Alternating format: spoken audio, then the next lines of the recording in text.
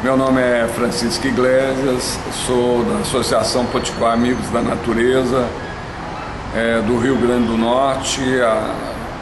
Atuamos em Natal, na região costeira, na região do semiárido, atuamos nacionalmente também. A reunião aqui é uma articulação das entidades socioambientais com vistas a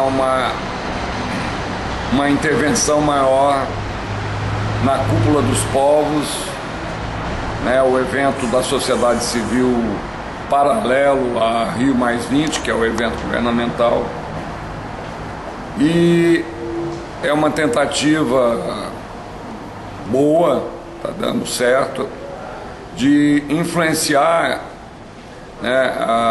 as questões colocadas tanto na cúpula dos povos como na Rio +20, trazendo a questão ambiental da área marginalizada, que ela sempre foi, para o centro da discussão.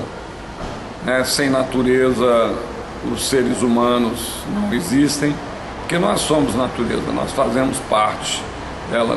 Toda a tessitura do nosso corpo é vinculado às questões naturais e da natureza. Então eu acho importantíssimo esse tipo de reunião, no sentido de ter uma produtividade maior nesses debates. Infelizmente, há muitos debates e poucas ações, principalmente por parte dos governos.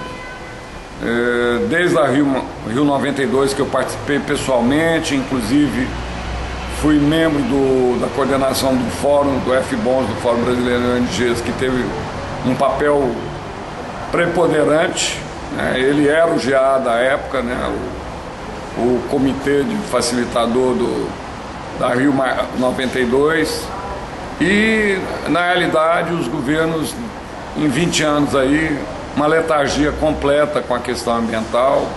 Se você fizer um levantamento dos dados, dos indicadores ambientais, eles pioraram muito, porque ainda a humanidade, que habita no coração dos homens, e os governantes são homens, é o grande interesse pelo poder e pelo dinheiro. E a natureza, ela é o grande fornecedor de dinheiro e poder para eles. E a eles, ela é uma escrava que não interessa respeitarem ou libertarem ou conviverem de uma forma harmônica. Só que a existência da humanidade, a existência de todos nós, depende dessa convivência. Nós estamos numa encruzilhada e temos que sair dela, e só amando e respeitando a natureza. Obrigado pelas informações.